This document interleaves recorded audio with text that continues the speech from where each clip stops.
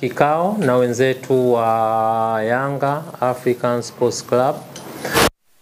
Jua ni utaratibu wa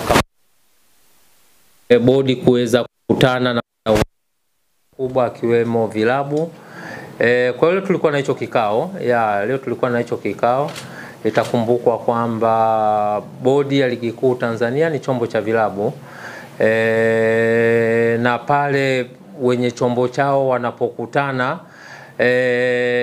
na watendaji na mamlaka za chombo chao, basi kwa kweli siku zote kumekuwa ni jambo ambalo sisi kama bodi, kwa maana ya good governance, kwa maana utawala bora, ni kitu ambacho tunakifurahia na kitu ambacho tunaamini kinaweza kikatuondoa kwenye migogoro na kutupeleka pale ambapo kila mmoja anatamani kuweza kufika. Sisi sote ni mashuhuda,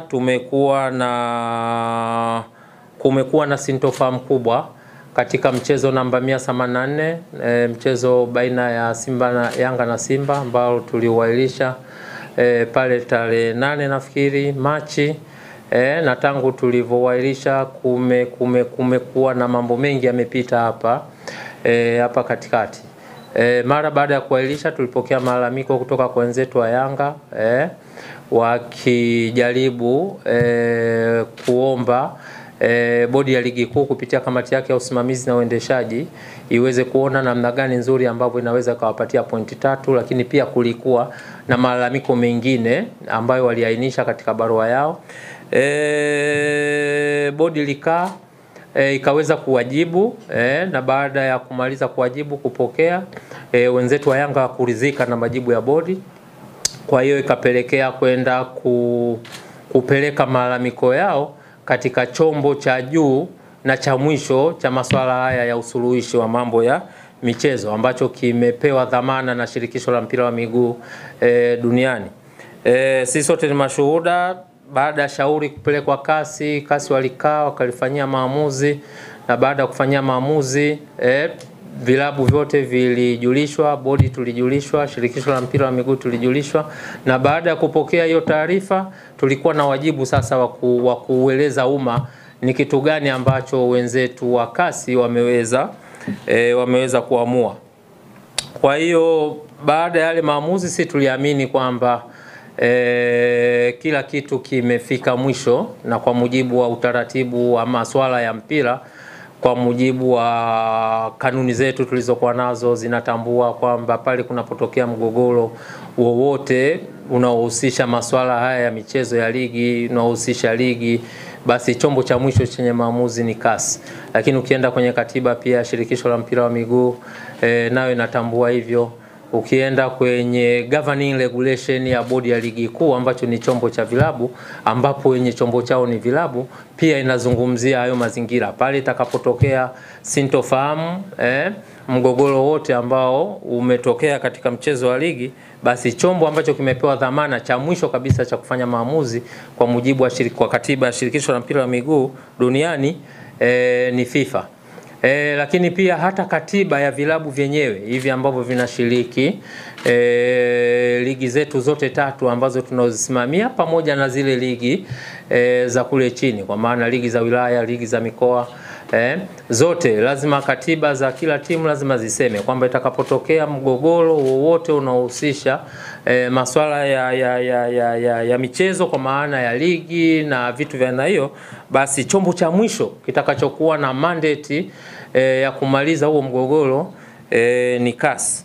Na unaweza ukaona kwamba sisi tulisimama tukiamini kwamba swala hili limefika kasi, limeisha. Kwa hiyo tuliendelea na utaratibu wetu wa kutangaza ratiba, tukaupangia huo mchezo ratiba namba 184 kwamba utachezwa Juni 15.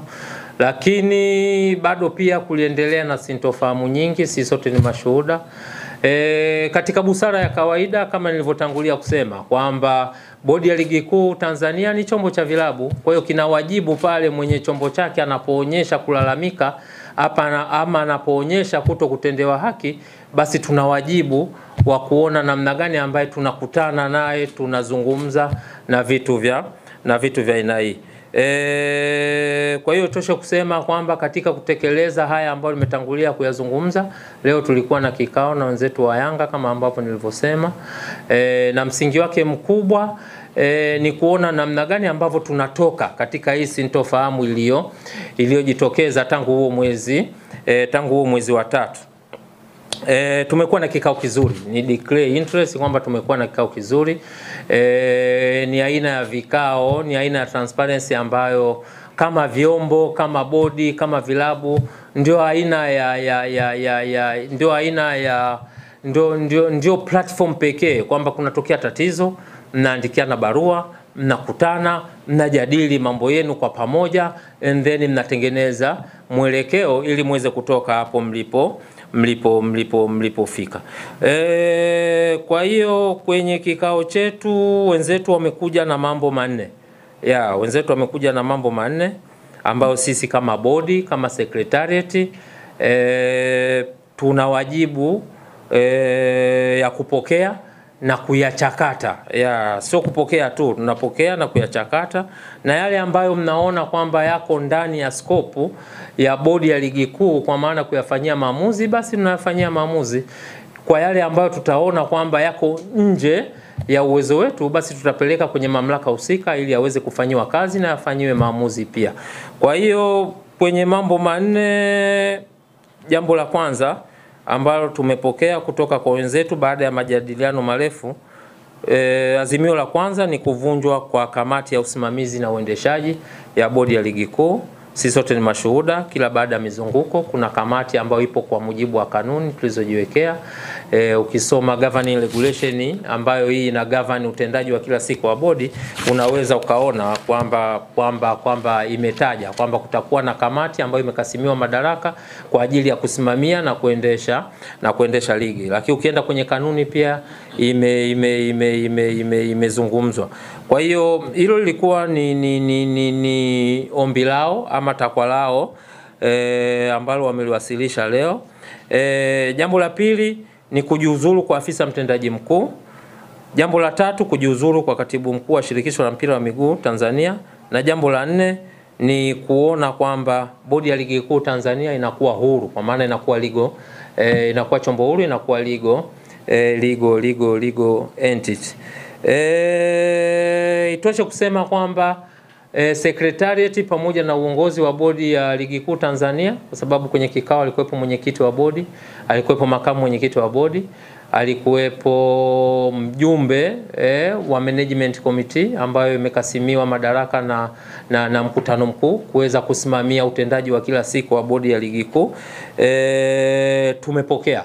Itoshe kusema kwamba tumepokea, na ukitazama kwa mujibu wa governing regulation tuliyokuwa nayo, haya mambo yote manne unaweza ukaona kwamba yapo out of scope, yani yapo nje ya uwezo wa bodi ya ligi kuu kuweza kuyapokea, kuyajadili na kuyatolea uamuzi. Kwa mujibu wa muundo tuliokuwa nao wa usimamizi na uendeshaji wa ligi, haya mambo yote manne ukiondoa ili jambo moja la kwanza ambalo liko ndani ya uwezo wa mwenyekiti wa bodi, haya mambo matatu yaliyobaki tafsiri yake mamlaka ambazo zinaweza zikayapokea, kuyachakata na kuyafanyia maamuzi ni kamati ya utendaji ya shirikisho la mpira wa miguu na mkutano mkuu wa shirikisho la mpira wa miguu Tanzania. Kwa hiyo tumewaambia wenzetu kwamba tumeyapokea kwa nia njema, kwa nia ya kujenga, tutayawasilisha kwenye mamlaka husika ili yaweze kuyafanyia kazi, na baada ya hapo basi